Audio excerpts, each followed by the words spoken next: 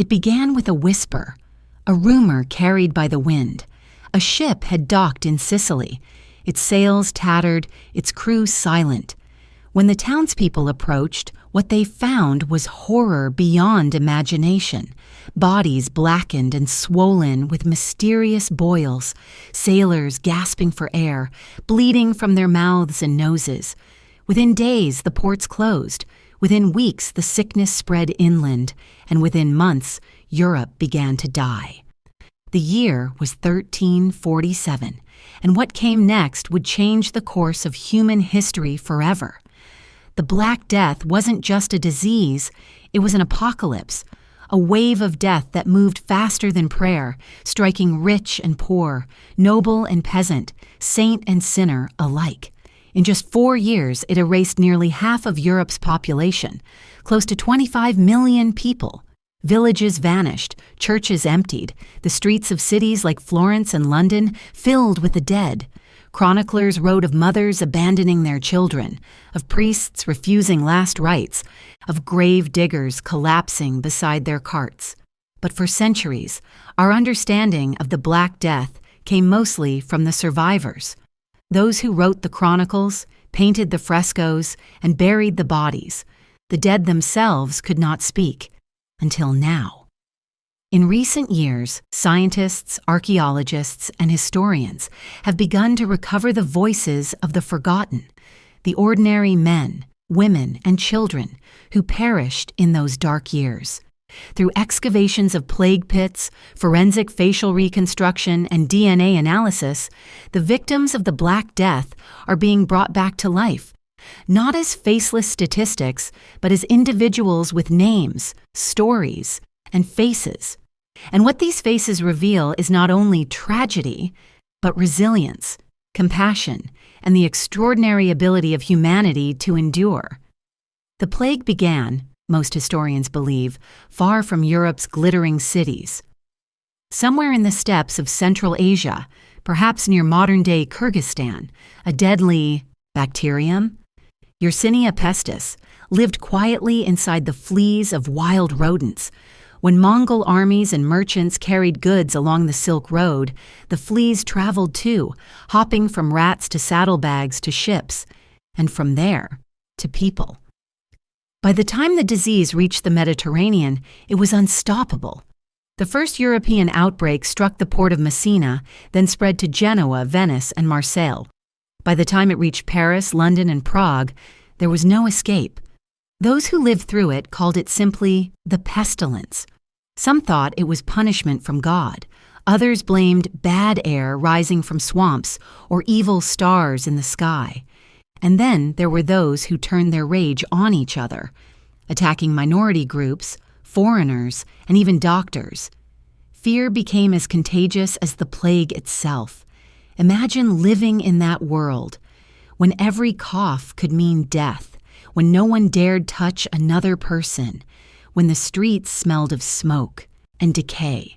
For the people who lived and died in the plague years, the world must have felt like it was ending. And yet the end was also a beginning. Because through the lens of modern science, we can finally see them, not just as victims, but as human beings who lived full, complex lives before the darkness fell.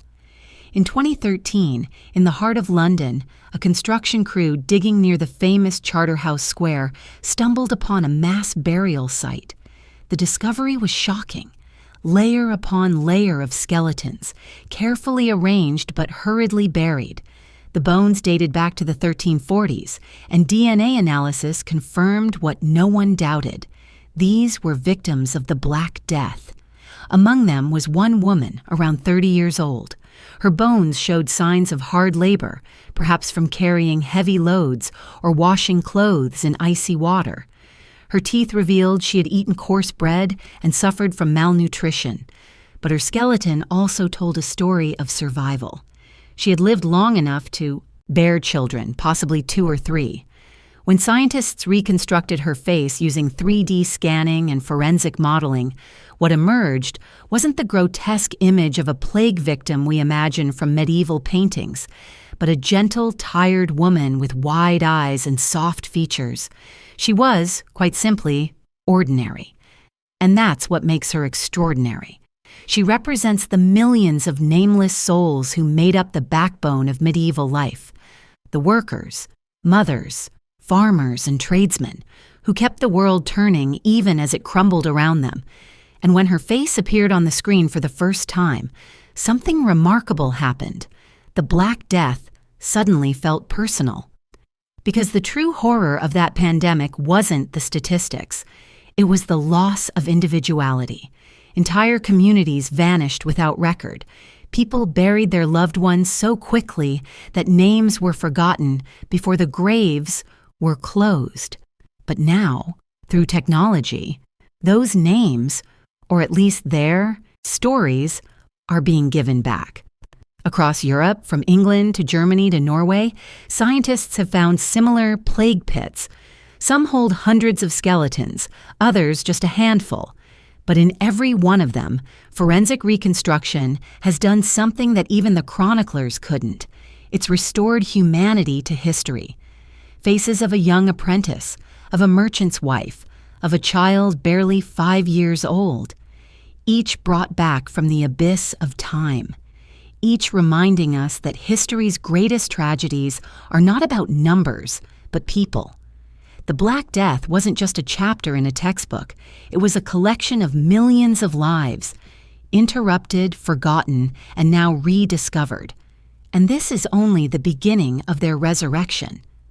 In a quiet laboratory in Copenhagen, under sterile white lights, a team of scientists leans over tiny fragments of bone, each smaller than a fingertip, each holding secrets 700 years old. These bones come from plague graves unearthed in London, Germany, and southern France. What once seemed lifeless has now become a map of survival, a record of how humanity fought back at a microscopic level.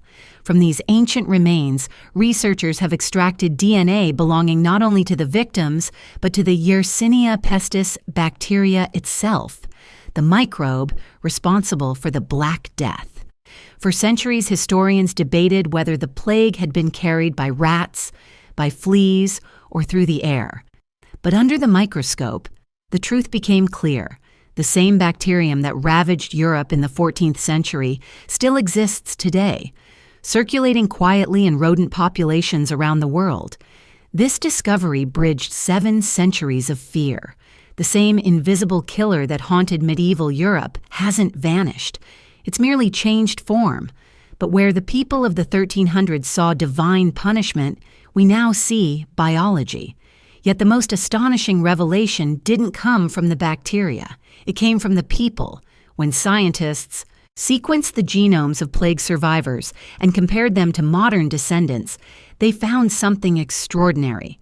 The Black Death may have reshaped human evolution itself. One gene in particular, called irap stood out. In those who survived the plague, this gene seemed to offer protection, allowing their immune systems to better recognize and destroy infections. Over generations, that genetic advantage spread through Europe's population. The cost was unimaginable, but the result was profound. The Black Death not only took millions of lives, it rewired the very biology of those who lived. Forensic anthropology has also peeled back layers of human experience once thought lost. In East Smithfield, one of London's most famous plague cemeteries, archaeologists uncovered hundreds of carefully arranged skeletons. Unlike chaotic mass graves of legend, these burials were surprisingly ordered. Bodies were wrapped in shrouds, placed side by side, even layered with care. It was a quiet rebellion against despair. Despite the horror, someone still believed enough to honor the dead, to line up the bodies neatly, to ensure that even in mass death, dignity survived. Through isotope analysis, researchers could tell where some of these individuals had come from. Many weren't even Londoners. They had arrived from surrounding villages, perhaps fleeing infection, only to find death waiting in the city. Others were immigrants, drawn to London's promise of work and safety. In their bones, you can read the same story repeated across human history, movement, hope, and tragedy. and among them were children, so many children. One excavation in Cambridge revealed a burial trench containing small skeletons huddled together, hands still touching. DNA showed that 2 of them were siblings. They had died within days of each other. It's likely that their mother, unable to bear the loss, placed them side by side. For 7 centuries, no one knew their story, until now. Modern reconstruction artists have since restored their faces using advanced photogrammetry, giving shape to the tragedy and to the love that must have bound that family even as death closed in. The children's faces, peaceful in their digital rebirth, have been displayed in museums not as curiosities, but as memorials. Each new reconstruction is a reunion with the past and with ourselves. Because what these scientists and artists are really doing is restoring empathy to history. It's easy to think of the Black Death as a medieval catastrophe belonging to a distant world of superstition and dirt. But when you look into the eyes of a reconstructed plague victim, eyes that could belong to anyone today, that distance collapses. You realize that these people lived lives almost identical in emotion and fear to ours. They fell in love, raised children, argued, prayed, and dreamed. They worried about the future. And when the plague arrived, they clung to hope, in exactly the way we do during our own crises. Across the last decade, these projects have spread from London to the Netherlands, from Italy to Norway. Each face uncovered, each genome sequenced, adds one more voice to the chorus of the forgotten. And in perhaps the most poetic twist of all, the very disease that once silenced them has become the reason we can now hear them again. Because it's in their DNA, sealed within their bones, that their stories have survived, waiting for a time when humanity was finally ready to listen. When the plague finally loosened its grip on Europe, it left behind a world that could never go back to what it had been. Entire generations were gone, entire villages vanished, and yet in that emptiness something new began to stir. Out of death came rebirth, not only of science and faith, but of how humanity saw itself. In the years following the Black Death, Europe's art and architecture began to reflect both terror and transcendence. Cathedrals that once celebrated divine glory now filled their walls with images of skeletons, hourglasses, and dancing corpses. The danse macabre, the dance of death, became one of the most haunting motifs of the late Middle Ages. In painting after painting, death led kings and peasants hand in hand toward the grave, equalizing all. It was art as confession and as catharsis. Even church sermons began to change. Priests spoke less about salvation and more about repentance, but also about compassion. After all, everyone had seen death up close. The illusion of hierarchy had been shattered. When plague carts rolled through the streets of Florence and Paris, there was no difference between the noble and the beggar. That realization, that fragility, reshaped Europe's soul. And in that moment of reckoning, something quietly revolutionary happened. Laborers, once seen as expendable, suddenly found their work valued. The Great Die-Off had created a shortage of workers, forcing lords and landowners to pay fair wages or lose their fields. Serfdom began to crack. For the first time, the lower classes realized their worth. The economic rebirth that followed would help lay the foundation for the Renaissance. The plague had destroyed a world of faith and feudalism, and in its ruins planted the seeds of humanism. But the most poignant legacy of all wasn't found in paintings or wages or even reforms. It was found in the bones and the faces that science has brought back from them. In 2021, a team of archaeologists in Trondheim, Norway, revealed the face of a woman buried during the 14th century outbreak. She was around 25, with gentle eyes, high cheekbones, and faint lines of worry. Her skeleton showed no signs of violence, only disease. Her teeth were worn from a rough diet, her spine curved slightly from years of physical work. Yet in her reconstructed portrait, she looks almost serene, calm even, as if she had made peace with the inevitable. Next to her, in the same grave, was the skeleton of a man in his 50s. His skull bore healed scars, signs that he had survived previous injuries. Perhaps he was her father, or her husband, or a stranger buried beside her when the gravediggers ran out of time to separate them. Whatever their relationship, their faces now hang side by side in a museum display. Two lives reunited in death, their humanity restored centuries after the plague buried it.